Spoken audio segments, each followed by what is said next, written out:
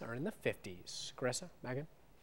All right, thanks, Zach. A traditional New Year resolution for many is to lose weight or commit to a healthier lifestyle. But for the typical adult, working all day can really be a hurdle between them and their goals. So I got some advice on how to get rid of your office chair blues, if you have them, for those of you that are stuck in your chair all day, from a local fitness trainer. To exercise means to keep your body busy or at work. But while many adults are at work, though they may keep busy, their body is at rest. When you sit all day, all of your muscles, what's really going to happen is everything's just going to become very relaxed. It's going to be very hard to engage those muscles if all you're doing is sitting. One thing in particular most people don't realize is when they sit at their desk, they slouch. And the muscles in their lower back are the ones that really start to hurt you.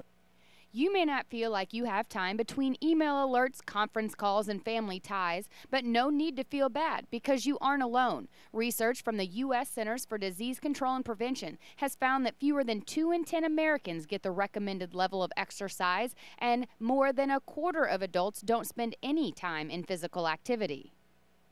In a perfect world, if you can get 30 minutes, that's great, but yeah, if you can get 10 minutes, that's better than nothing. Mitch and Nick have several ideas for you to turn your office into a personal gym.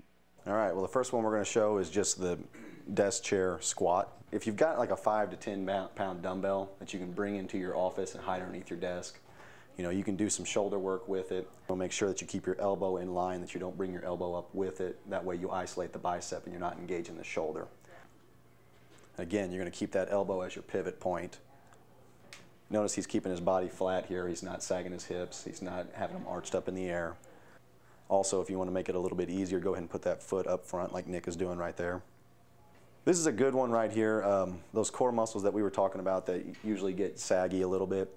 This is really good, and it's really good also to get the blood flowing, wake you up a little bit while you're sitting at your desk. Leg lifts right here. We're going to bring the knees into the stomach. We're going to work on those lower abdominal muscles there. If you don't have an office to yourself, we realize you may have some stage fright. They may look at you funny, but once they realize what you're doing, they're going to say, hey, why aren't I doing this?